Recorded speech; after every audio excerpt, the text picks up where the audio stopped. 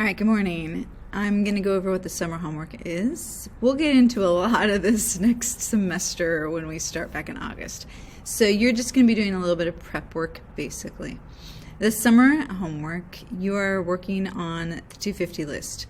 The 250 list, as we call it, there are 250 required works for AP Art History. So you are going to work on the first few. There's a couple of websites that you're going to use. I'm just going to show you basically what we go to for all of our information. I'm going to send you these links in the email, but one is called Smart History and the other is Khan Academy. These two have all of the art history pieces that we're going to study. There's no textbook for AP Art History. There isn't one place where all 250 pieces are, except for Khan Academy, Barron's, which you guys will be getting next fall, a study guide, and then we have in-class textbooks that you guys will use periodically for group work. So you will be working with some of the big art history textbooks, but we have a class set, so you won't have to buy one of those. So on Smart History and on Khan Academy, they have all the information. So the first 11 is Art Content Area 1. You guys are going to be doing these. There is actually a couple of these that are done for you. So it's really more like 9 that you guys are going to be doing on your own. So if you use Smart History, when you click on the link, they have articles and sometimes videos that explain the background of it, the origins, and they give you all this information about the piece. There are more links. You are more than welcome, if you fall in love with one of these and you want to know more about the cave paintings or Stonehenge or any of the pieces, by all means feel free to read them. But the expectation is that depending on how fast you read, you will read the article or watch the video, and then there's going to be a worksheet that you are going to fill out that goes along with it. So this is just an example of the Smart History website, if you like that. Otherwise, if you are on Khan Academy, right here, then they have the master list, and this is unit 1. But if we go back to the main page here, then they actually have all the units separated, so you can just go straight to Global Prehistory, and they have some background information articles if you would like to read them, but otherwise you just start going through the pieces that you need. So if it's Lascaux or the Jade Kong, you can see this one's video, Stonehenge, etc. Okay? The expectation is that this should take you maybe 15 to 20 minutes per graphic organizer, depending on how fast you read, like I said.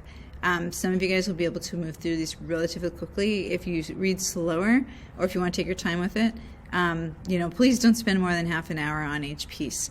You are doing the prehistory, which means that you are doing pieces from before recorded history. So that means we don't always know all this information. So as you read, these are the things you're going to be looking for, and you're going to fill these out on your sheets. So for example, this is Stonehenge. So let me just talk you through the graphic organizer. Number 1 is already filled out for you. This is your identifier list. So it gives you the name, the location, the materials. If there's an artist, name associated with it, that'll all be in here already preset for you guys. Number 2, visual elements. Basically think, what do you see? And we're starting at the beginning level, so it's okay if it's a little elementary. You might start seeing things better as we go through the semester. You'll learn these a little bit more. So for now, if it's very basic, like I see red color, it's okay to start with that. But these are just some of the words we're going to be using, and eventually it'll develop into the form will become a little more developed and advanced. Number 3, the decisions and technique. Part of that also will develop as we go through the semester. Ultimately, form and then artistic decisions and technique. What you're going to do is you're going to be able to look at a piece, analyze it visually, and then say, why did the artist or the culture use that material? Was that material, did it have symbolic significance? Was it geographically accessible? Did they want it to stand up, to the test of time and be permanent? Those sorts of things. So that box right there, artistic decisions and technique, it's not just they carved it. It's going to be, did they carve it, in high relief or low relief? Words these vocab words you'll use and learn later. But, was it supposed to be something that was, a lot of projections or a little bit flat, and why? So we'll get to that eventually. So it's okay if this starts out very kind of basic. You guys are in this weird class that's an AP class, but it's also an intro. We are intro to art history. So if this seems a little bit confusing at the beginning, it's okay. Fill out what you can. We're going to work towards it. Don't worry about, if you're doing it wrong. Just look for, anything in the articles that talk about how they made Stonehenge and that sort of thing. Content.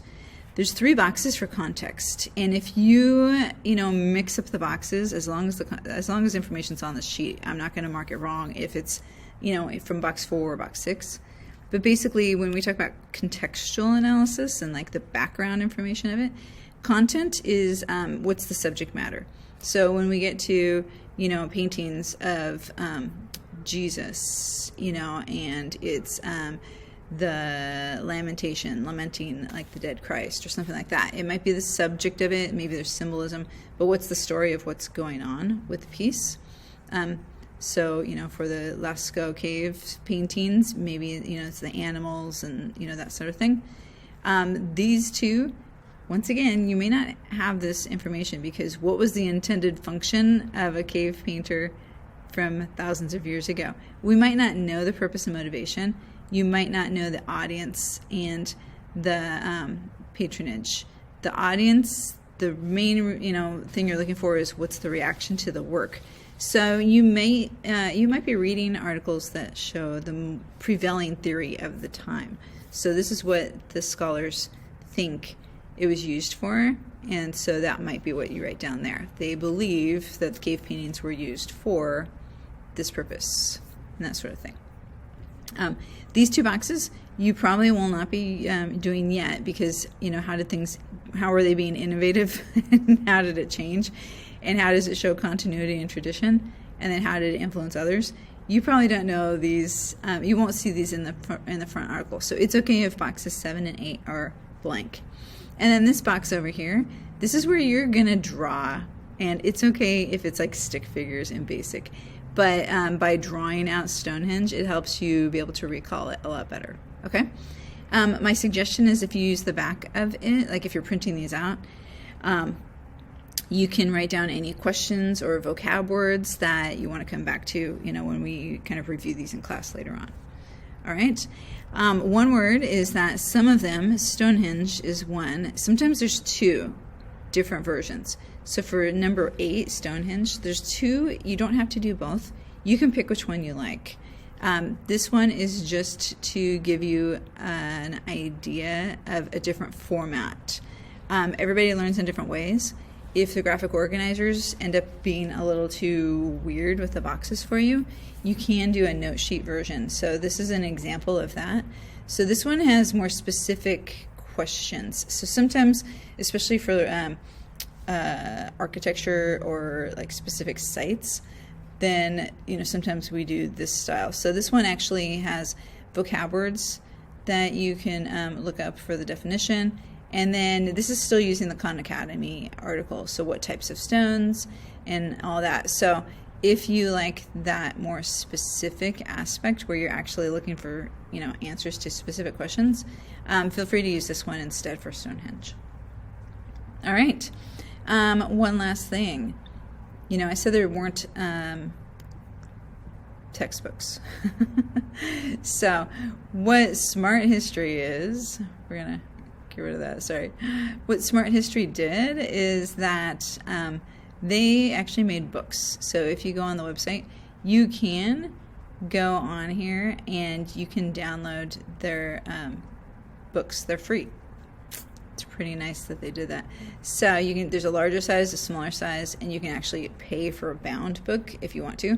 But if you just want to download the smaller size PDF, you can have it on your iPad then, and that way if you're offline and you don't have access to Wi-Fi, you could still read the articles. So these are all the smart history articles are just bound into this, so you can see global history.